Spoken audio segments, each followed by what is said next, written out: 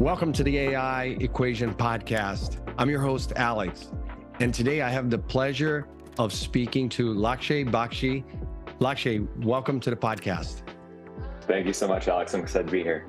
Absolutely. So, well, first and foremost, you're involved in the world of AI, and we're going to talk about that in a few minutes. But first, I want to dig into your journey with your co-founders. You have 3 co-founders, is that correct?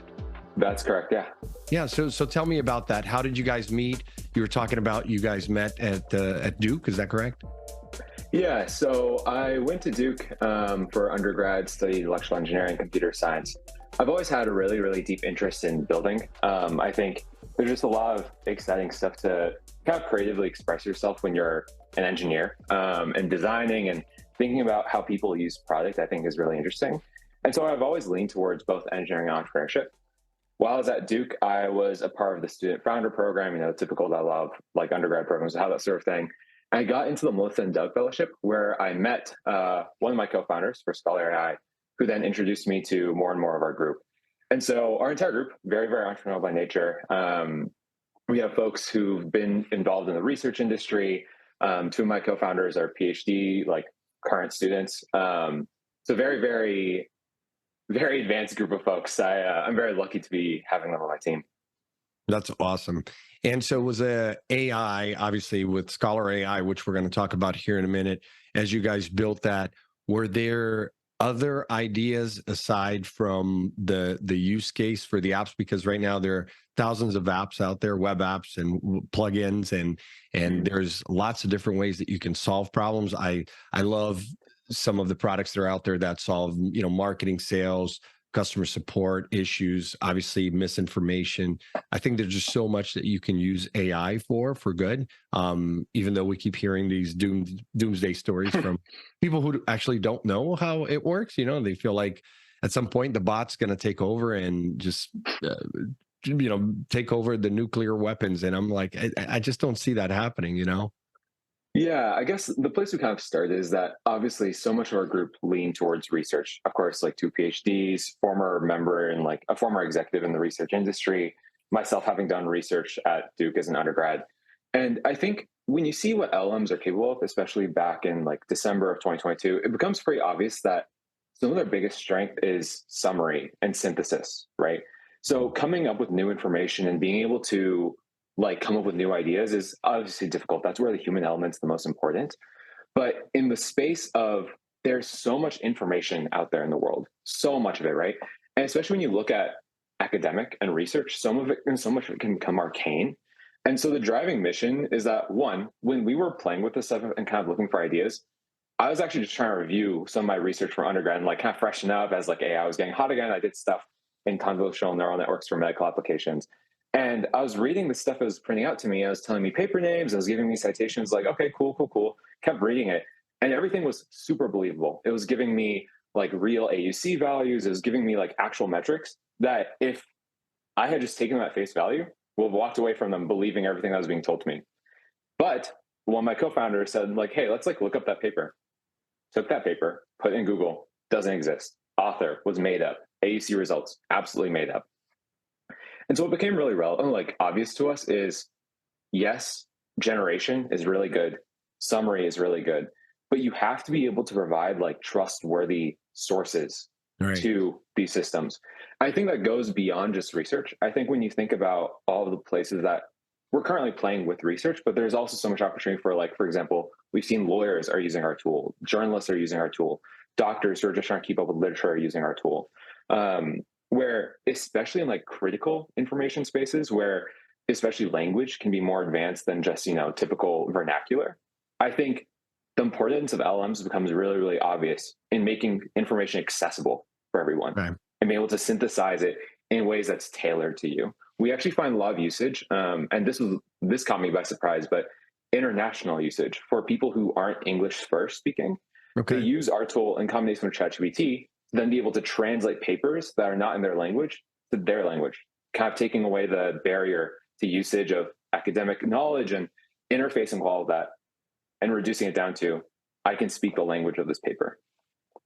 And when did you guys launch ScholarAI?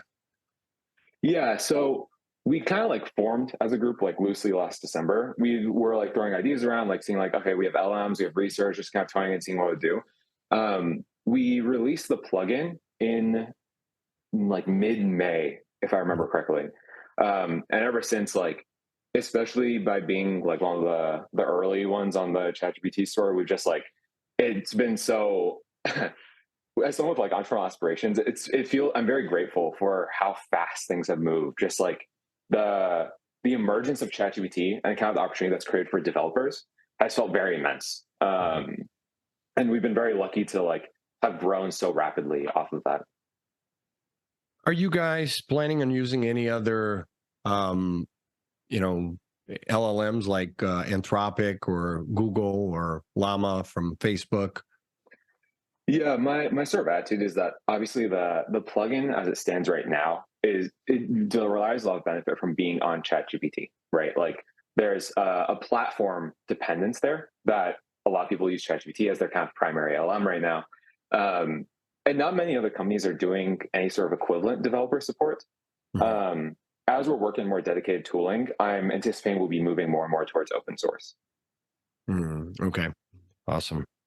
Yeah, so in terms of the plugin itself, I was able to test the plugin, and I urge our listeners too who have GPT Plus, which I kind of tell everyone, like if you're going to be on Chat GPT, you need to do the paid version. And I say to me, it's worth a lot more than the $20 a month, right?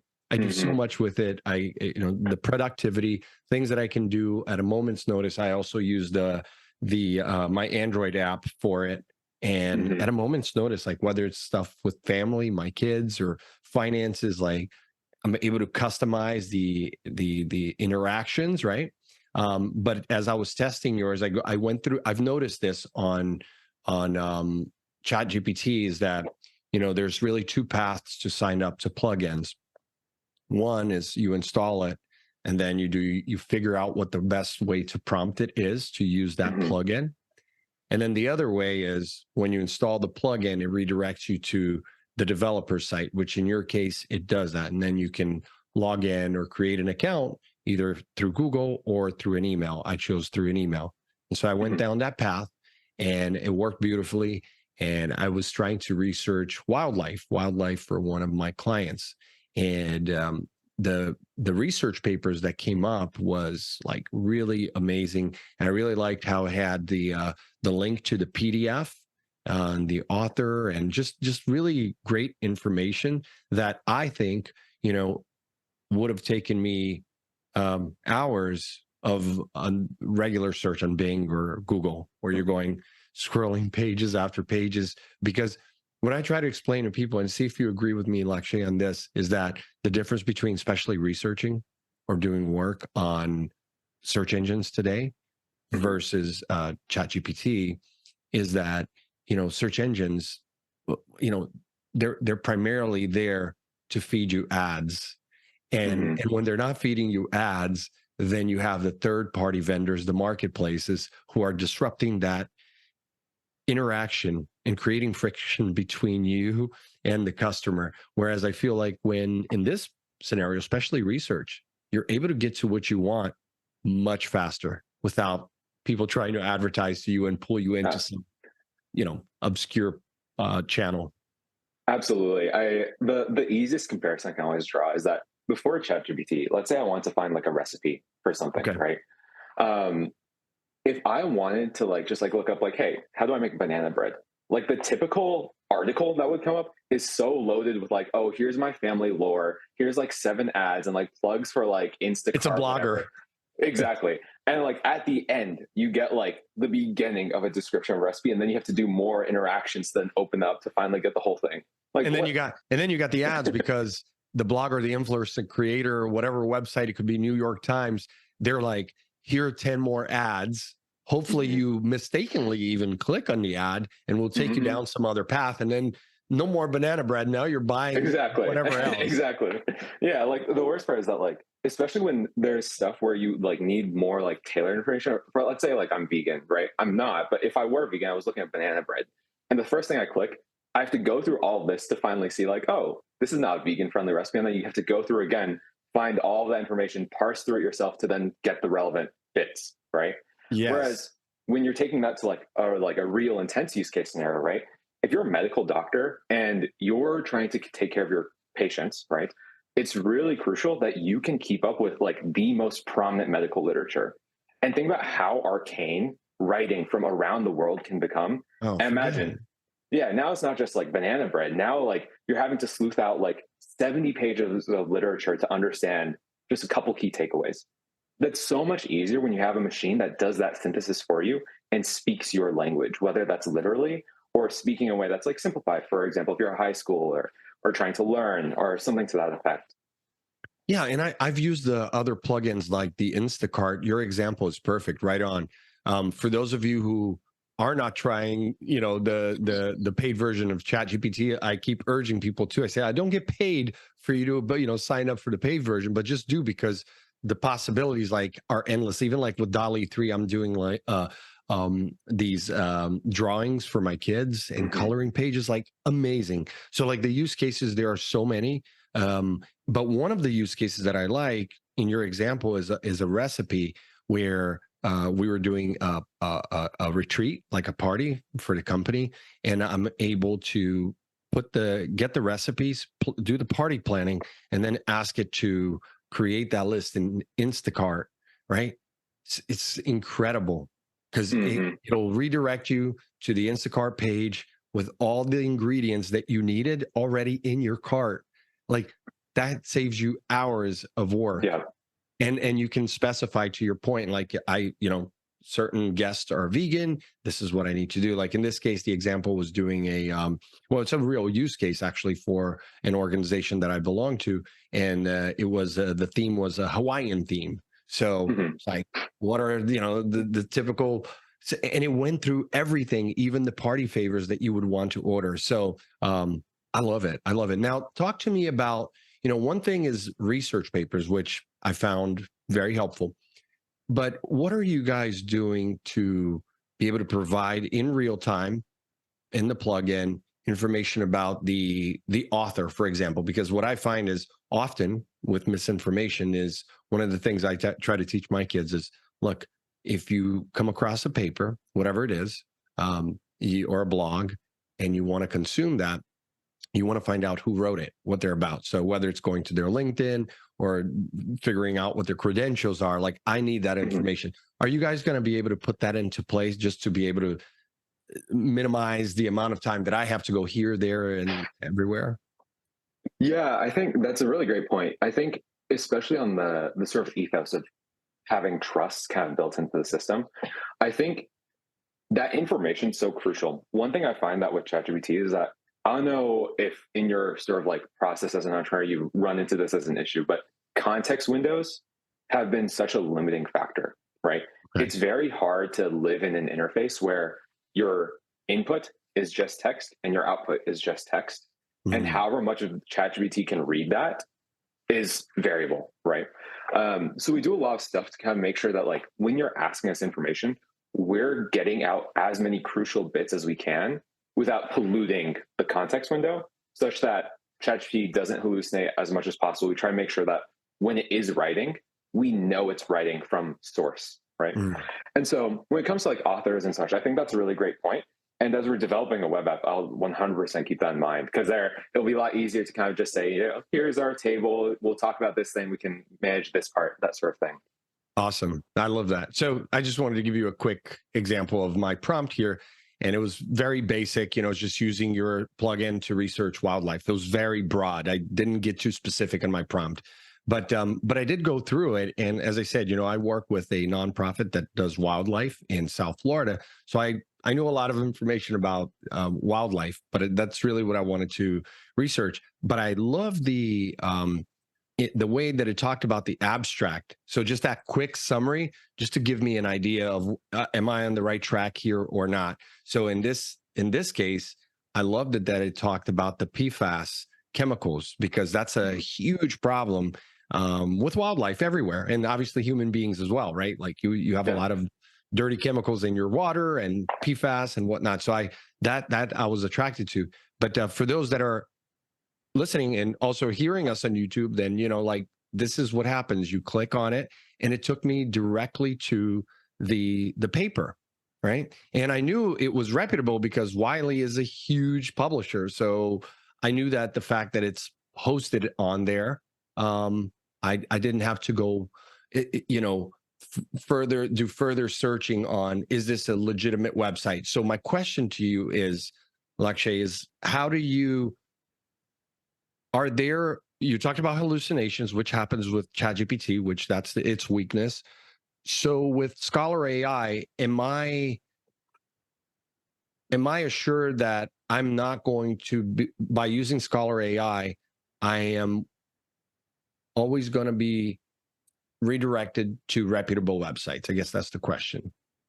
Absolutely. Every time you're querying us, like we always pull from academic research, and those are websites. We never pull from, when you're searching, all of this is by default peer reviewed.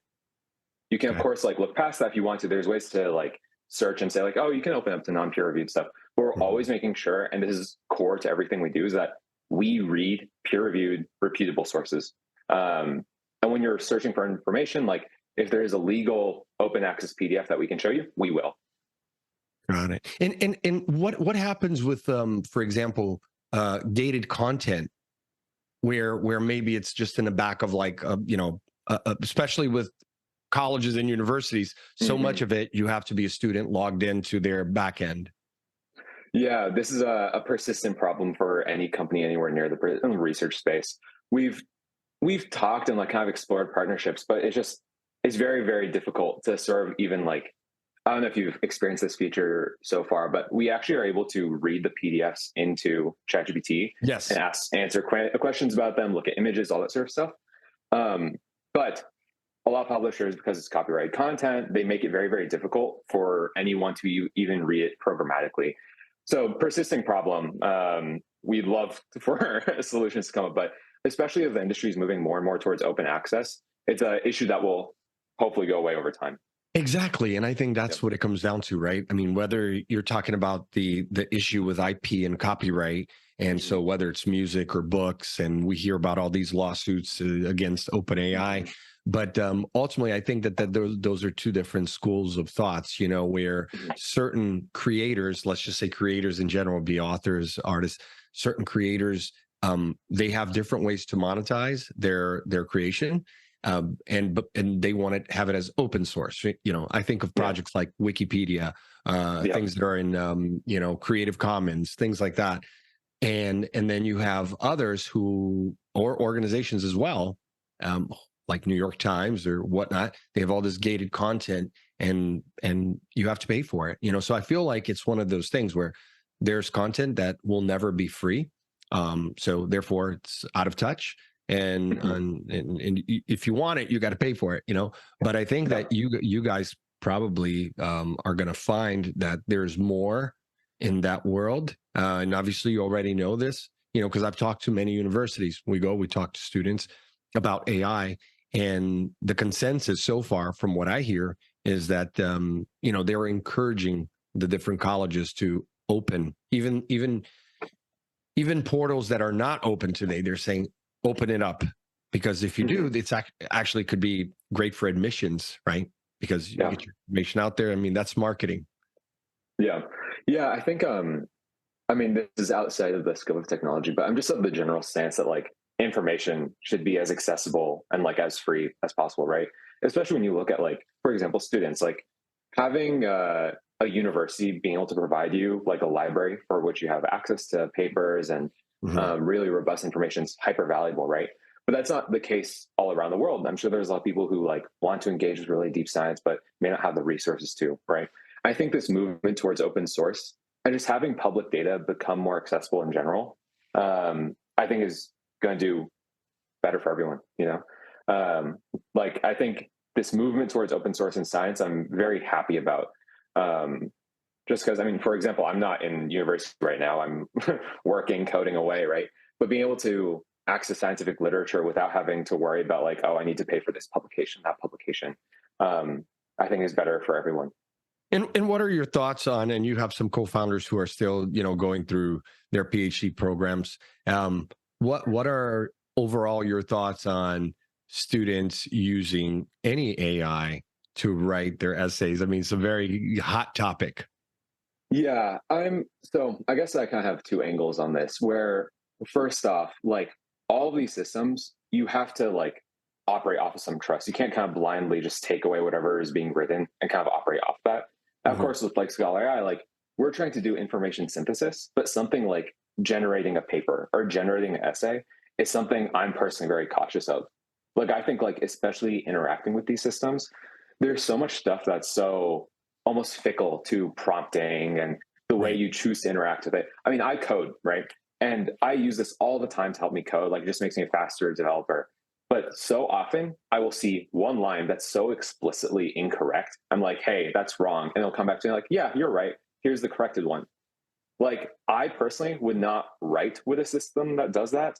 Yeah. But what I do think there is value in is if you're in a space where iteration is kind of the name of the game, where you are using this sort of system as a co-pilot, not as like the driver, that Yes. makes a lot of sense. You know, you Which, kind of which have to be, yeah. which is a lot like what we've been doing with Google search and Wikipedia Hmm. for forever, or even before that. I think about when I was in high school in the mid 90s. I mean, you had those CD-ROMs from the encyclopedia, you just Yeah, put in the yeah, CD-ROM. yeah.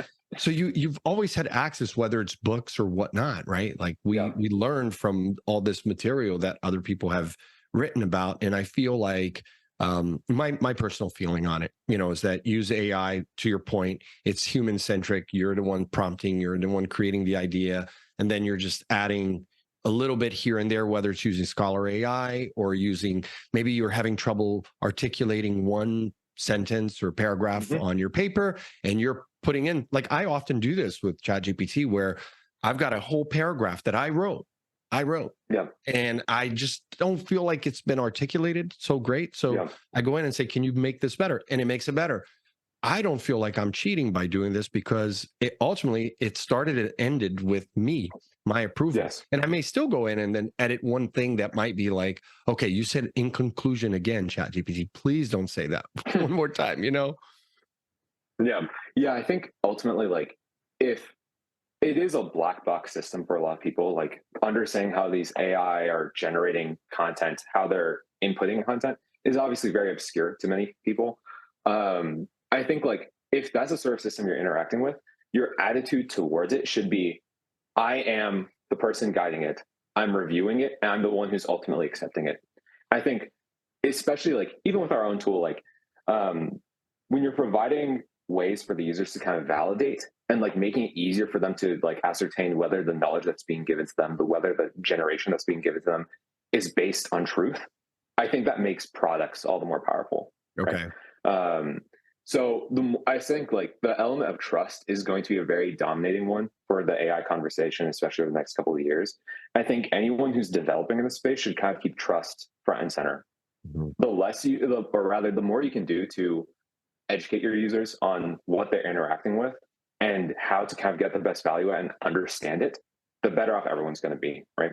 Um, Again, it can oftentimes feel mysterious. Where it's just like, yeah, like I asked it for this banana bread, and I don't know how it came up with that, but yeah, I trust that like you put eggs in banana bread. That sounds about right, right? That's right. Um, Well, yeah. especially Well, it's back to using the browser. So mhm, it is using the browser yeah, ultimately. Even if like, I see that when I ask it for sources, it doesn't always give me the right source. But sometimes I do the prompt using the browser, Bing, and then I'm able to get the source, kind of like what you did with your with Scholar AI, where I can actually see the source and where it came from. But then, even as a user, you still have to go beyond that to see, is it a reliable source.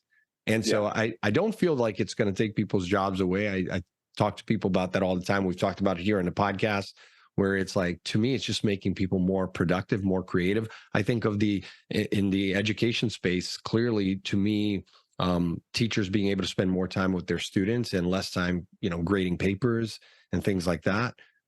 Finding better academic papers with an app like yours. Those are things that I think should make the world a better place overall, right? absolutely. Yeah, I think if like you can kind of rely on these systems, especially in processes that are iterative, right? Like art, coding, those sort of places where absolutely you need the human element to make sure that like what you're outputting is valuable. But aside from that, like you can basically treat it as a productivity increase. I bring up coding because it's such an obvious one. That's why GitHub Copilot and all these like similar services are doing so well.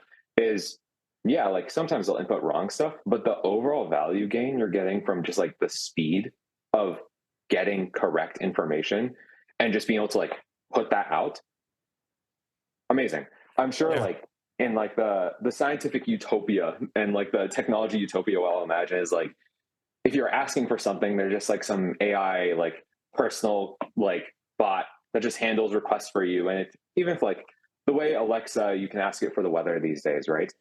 If we could have these sort of systems where it just intuitively knows like what's the correct way to get correct information and kind of lets you interact with it, I think like the value gain from that, whether that's interacting with Excel tables, whether that's writing code, cooking food, it's so hard to like think of as minimal, right?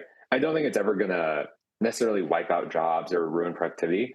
It's Right. just as with computers, right? The computer was first a role for someone who did computing, right? Like they would do math. But ultimately, like we made a machine that made doing computing easier. I think it's Right. going to be the same way. It's just that the potential of AI is just so much wider than just math. Absolutely. I think of it like with the big brick cell phone back in like the late 80s. You see it in movies where Mhm. if you had a cell phone, you were either a billionaire or a drug dealer, and then you got beepers and smartphones. And today it's like everyone has a smartphone because that's just the tool that helps you accomplish everything much faster. I can't. Now there are people who still would prefer to use a flip phone because they don't want to be online, but that's not Yeah, most people, right? That's not most yeah, people. Well, actually, absolutely. thanks so much for being on the podcast. This has been a really intriguing conversation about what you guys are doing with Scholar AI and working with OpenAI and ChatGPT. And we're going to look forward to developments and keep using your tool. For those that want to get in touch with you guys, what's the best way for them to find you? Yeah, I think if you look up our company on LinkedIn, you can kind of find any of the co-founders there. You guys can reach out to me directly on LinkedIn, Lakshya Bakshi. If you guys want to talk to us about the product, all that sort of stuff, just reach us at info@scholarai.io, and we'll be happy to Awesome. chat. Well, thanks so much for being on the podcast. Thank you so much, Alex. It was a good conversation.